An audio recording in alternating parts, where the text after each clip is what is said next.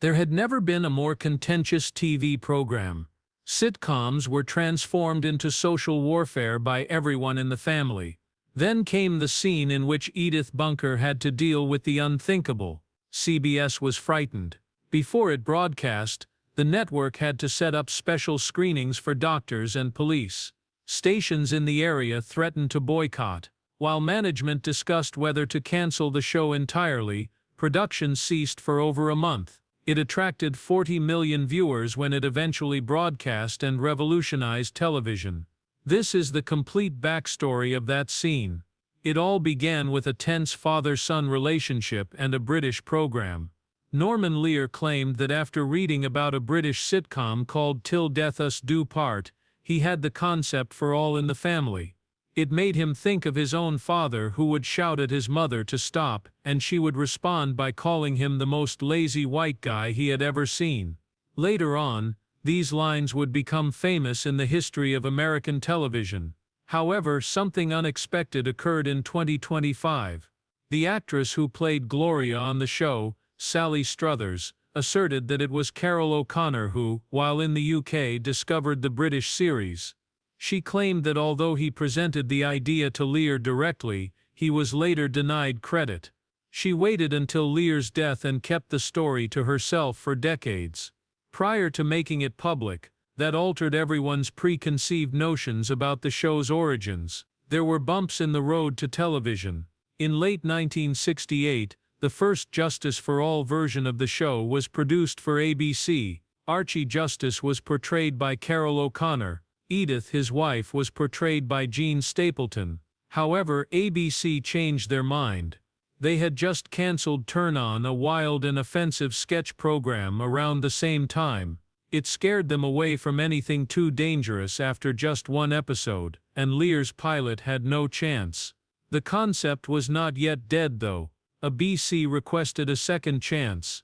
On February 16, 1969, Lear filmed the second version, which is now titled Those Were the Days. Stapleton and O'Connor were back, but the actresses portraying Gloria and her husband had changed. ABC continued to leave even after that.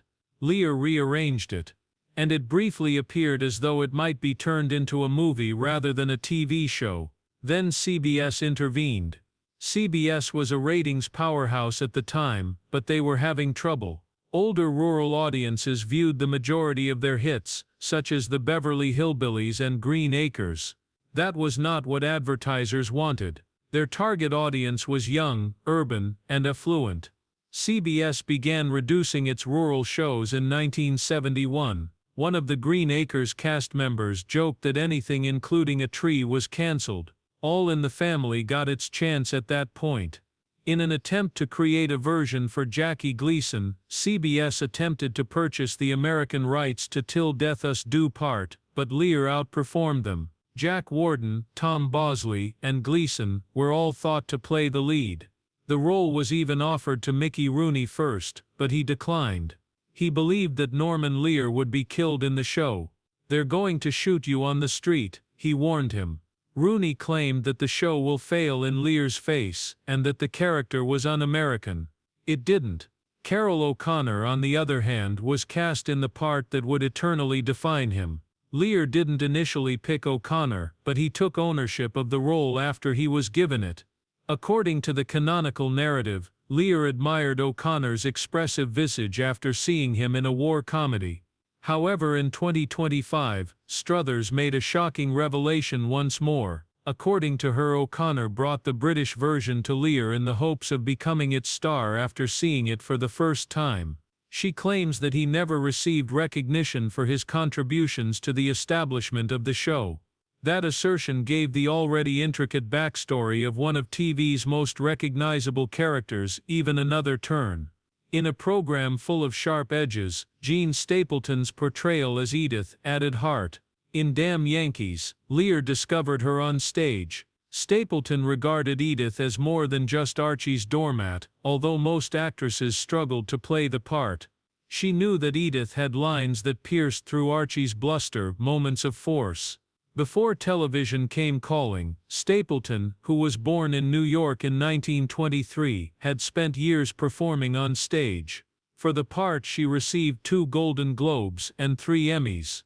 She was by O'Connor's side from the beginning, in the original 1968 pilot, portraying a role who would go on to become one of the most adored TV mothers ever. Rob Reiner, who portrayed Michael Meathead Stivic, too had a difficult journey. He was turned down when he tried out for the ABC pilot. He then got a writing position on Headmaster, a brief Andy Griffith series. He portrayed an educator who was involved in a romantic relationship with a pupil. Although it was a dangerous role, Lear was drawn to it. According to Reiner, Lear offered him another shot after realizing he had grown up. Reiner and Struthers were the third group of performers cast as Mike and Gloria when CBS took up the project. Despite winning 2 Emmys for the part, Reiner's ambitions were always greater. He then became a filmmaker, making movies including When Harry Met Sally, The Princess Bride, and This Is Spinal Tap. Gloria, played by Sally Struthers, has her own set of difficulties. Prior to her audition, she had recently been sacked from the Tim Conway Comedy Hour and was born in Portland in 1947. According to a 2025 podcast, she never really liked Lear and once questioned why she was chosen over Penny Marshall, who appeared to be more like Edith on paper. Lear explained that it was because both she and O'Connor had chubby features and blue eyes, that he believed would strengthen the father-daughter relationship. Despite winning 2 Emmys for her performance, Struthers wanted to leave by season 5. She lost her attempt to breach her contract after spending $40,000. She remained for an additional 3 seasons. 2 previous actresses had performed the part prior to her. She was Gloria's third and last. Nobody anticipated that All in the Family would permanently alter television when it debuted on January 12, 1971. Sitcoms were courteous, safe and clean back then. Families grinned, jokes were kind, and issues from real life were kept off screen. However, Norman Lear thought America was prepared for more. The British program Till Death Us Do Part served as his inspiration. CBS was apprehensive, but he wanted to bring the same raw intensity to American TV. ABC had previously declined, but all changed when Robert D.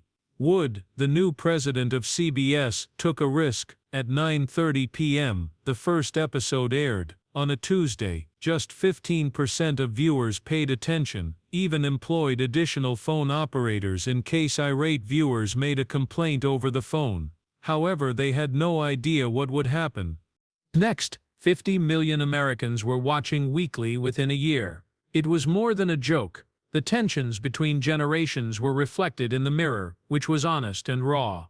Loud, unyielding, and uncompromising, Archie Bunker and his liberal son-in-law Mike battled about nearly everything, yet neither was always correct. The genius was that the show didn't provide simple solutions. It depicted messy, real people arguing about actual problems. It also didn't avoid difficult subjects. Every member of the household took on every task: menopause, divorce, rape, abortion, racism, anti-Semitism, and the Vietnam War. Edith's cousin, who had been covertly involved in a lesbian relationship for years, was the subject of one episode. Another depicted white extremists, believing the people inside the bunker to be Jewish, damaging the house. Archie disclosed in a memorable episode that his own father had once locked him in a cupboard. It clarified his bias. It made him human, but it didn't justify it. That was the power of the show. It wasn't a sermon. It caused many to reflect. Initially, CBS was unsure on how to handle it. They included a caution before every episode, because they were so terrified of negative reactions. It informed viewers that the purpose of the show was to ridicule prejudice in order to expose it. However, the tension behind the scenes was equally as intense as the action on television. Norman Lear resisted the CBS censors at all costs. In the pilot, he was not permitted to say, "God damn it." CBS attempted to reschedule the show at one point. Lear filed a lawsuit against them. It became really serious. The show became a giant in spite of all of this. It was America's #1 show from 1971 to 1976 that had never been accomplished by any other show. It took home 4 consecutive Emmys for Best Comedy Series. It took home a total of 22 Emmys and received 74 nominations.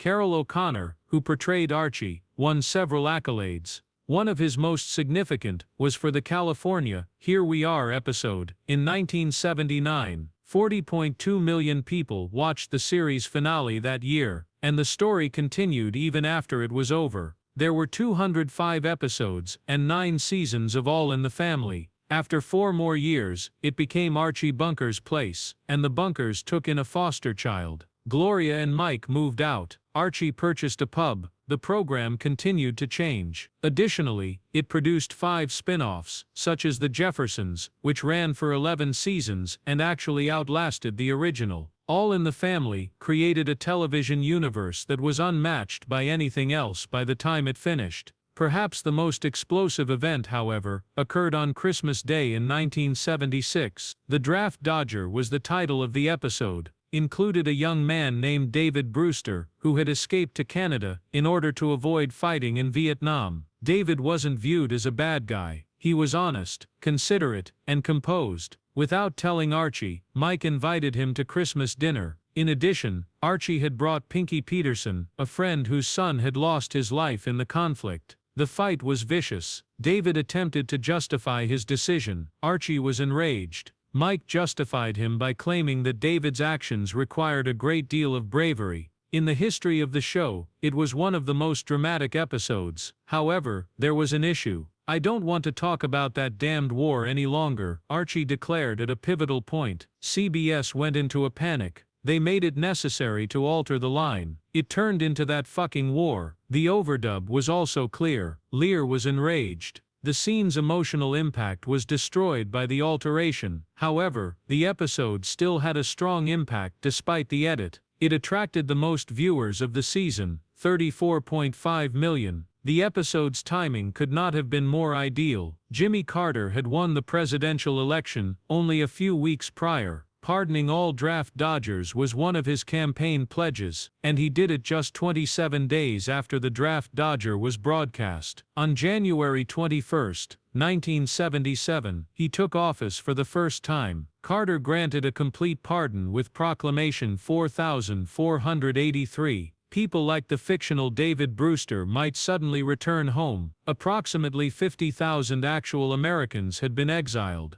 The precise moment the nation made a change was documented in that one TV show. Forever, American television changed on February 19, 1972. It took place in All in the Family's Season 2, Episode 21, in the Sammy's Visit episode. The setup seems straightforward at first. Playing himself, Sammy Davis Jr. left his briefcase in Archie Bunker's taxi. He arrived at Archie's house to retrieve it. However, what followed stunned the nation and created television history. As the most overtly racist figure on television, Archie Bunker was already well known. He referred to them as the Coloreds, and had a limited bigoted perspective on the world. Viewers sensed something spectacular was about to happen when one of the most popular black entertainers in America entered Archie's house, but many were surprised by what transpired in the end. Sammy Davis Jr. actually came up with the idea for the episode. In 1972, he expressed his desire to appear on All in the Family on The Tonight Show. Author Bill Dana devised a plot that would bring Sammy and Archie together. Norman Lear, the creator of the series, was concerned that it would come across as a gimmick, but he couldn't resist the notion. Sammy felt anxious when the filming started. Even his request for cue cards was denied by director John Rich. The same conditions applied to everyone's performance. Sammy gave every line while the cameras were rolling, and he didn't bat an eyelid when Archie made his customary racial comments.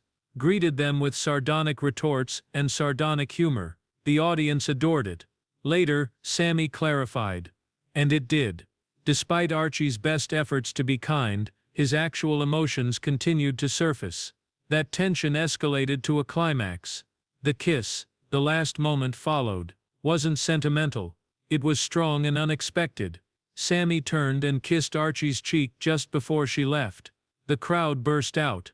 They cheered, clapped, and laughed for 38 full seconds. It was among the longest reactions ever seen on television. According to director John Rich, the chuckle had to be chopped short since it went on for too long. This is how he put it. "He's kissing, bang." Archie gave us that startled expression as we entered. The audience then went completely crazy. But now, wasn't merely amusing, it was a daring declaration.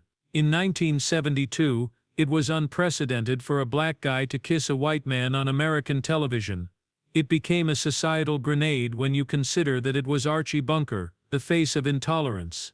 The United States Supreme Court had finally overturned laws prohibiting interracial marriage only 5 years prior.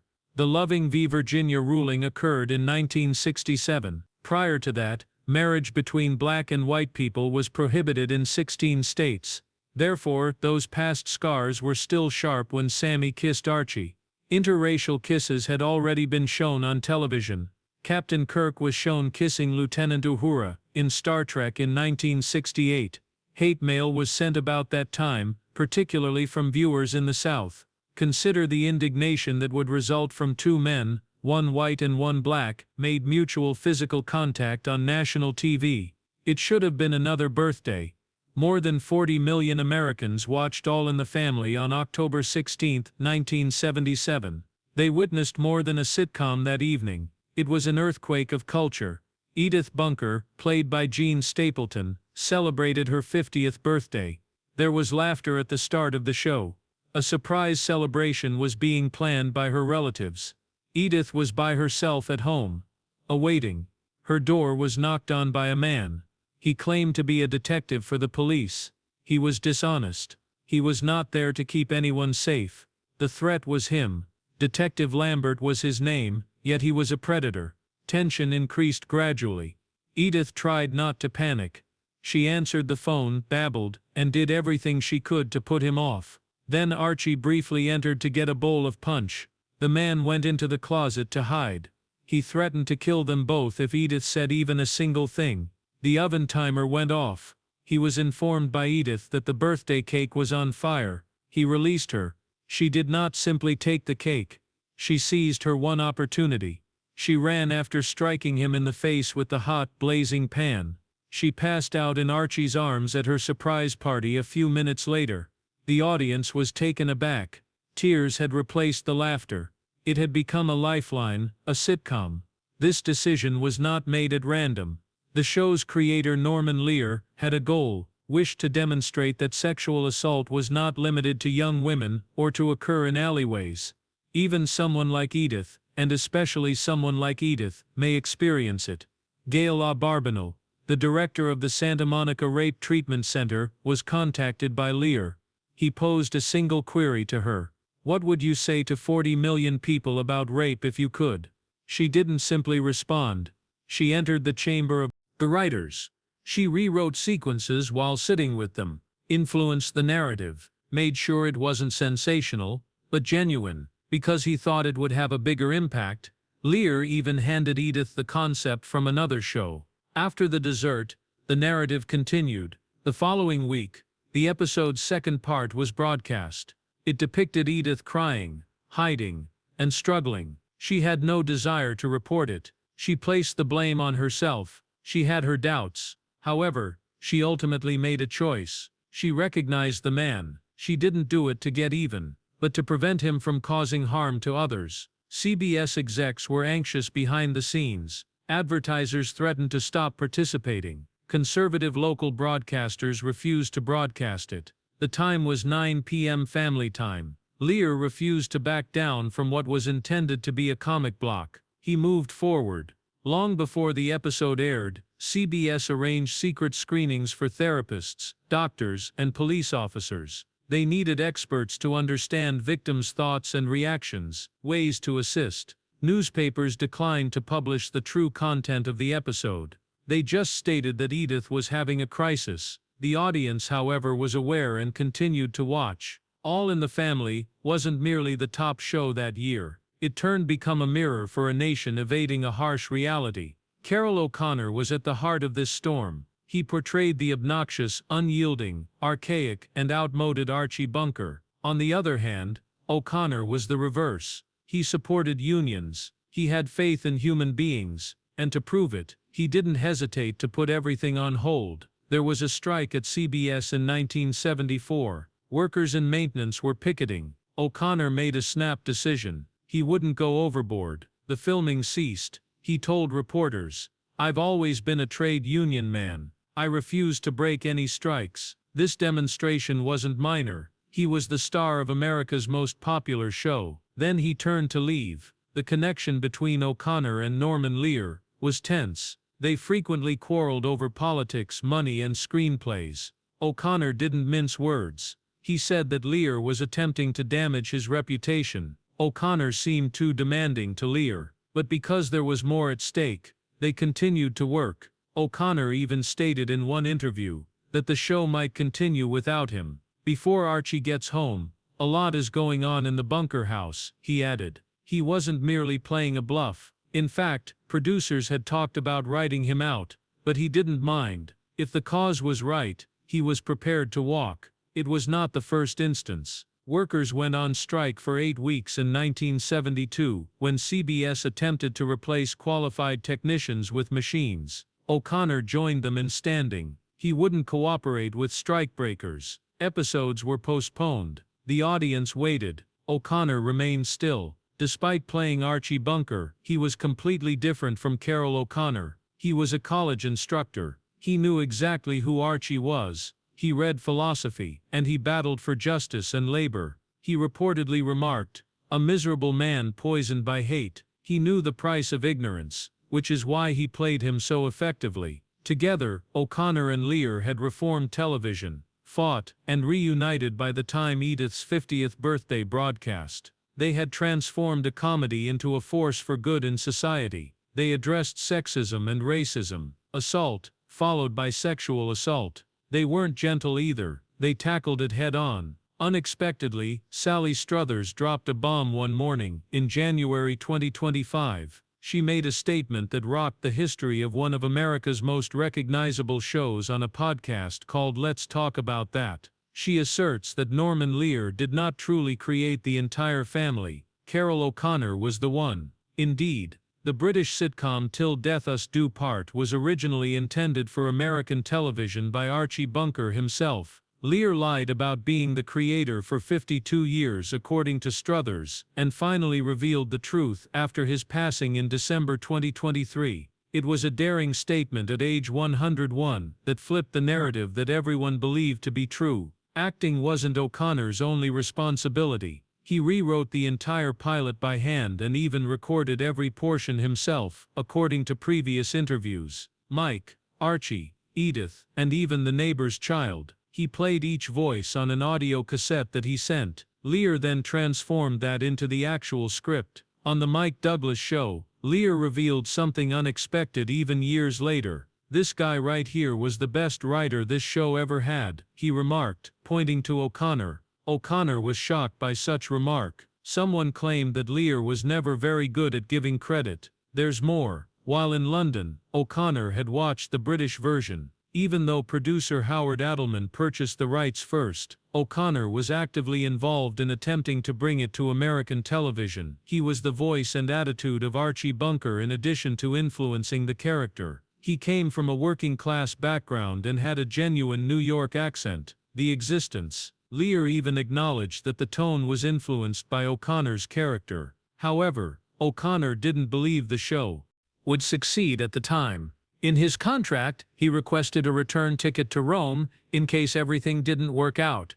That was his fallback option. Rather, for 5 years in a row, the show was the top program in the United States. For decades, Struthers remained silent on all of this. However, she felt comfortable speaking after Lear's death. She did more than simply accuse Lear of credit theft in that podcast interview. She claimed that he treated her rudely, kept her out of gatherings, and allegedly told her, "We hired you because you have a fat face and blue eyes, just like Carroll O'Connor." She hired lawyers to break her contract since it pained her so much. She tried to leave the program for about $40,000, which was a huge amount in the 1970s.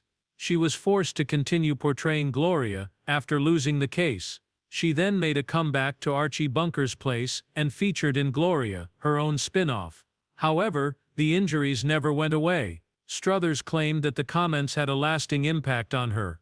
Behind the scenes, Lear and O'Connor's conflict went beyond simple creativity. It was lawful. O'Connor left the set and filed a lawsuit in 1974. Lear broke promises, he stated. Script control and a writing credit were part of his contract. He didn't get either though. In those days, he was making $25,000 per episode, which is equivalent to $137,000 now. However, money didn't solve the issue. Lear detailed O'Connor's displeasure in his 2014 memoir. O'Connor didn't play a part in the elevator story episode. Archie was stuck in an elevator with a pregnant Hispanic woman in the scene. On set, O'Connor sobbed. He claimed to despise both the show and the episode. I detested Lear. Lear resisted because he believed that if he caved in, the show's message would be lost. After O'Connor finally made a comeback, the show won an Emmy. Lear acknowledged that, despite their arguments, he couldn't see anyone other in the role of Archie. He famously remarked, "My whole body felt like oh my God," when he first witnessed O'Connor's audition. "It's Archie," and he said that it was well worth the chaos. Everything was covered throughout the show. Topics that American television had never dared to address included rape, menopause, abortion, sexism, racism, and homosexuality. Audiences felt uneasy with it. History was made. However, it also degraded its creators. O'Connor played a racist bigot while being a liberal. He was an English teacher once. He was an equal rights advocate. Nevertheless, he had to say things that contradicted his values. He frequently quarreled with the scriptwriters. It was difficult to bear the emotional burden of that role. And the inventors weren't the only ones engaged in combat. There were flaws in the cast as well. In the podcast, Struthers also discussed Betty White and referred to her as passive-aggressive. White instructed her not to eat a cookie because she didn't need it when they were filming a game show.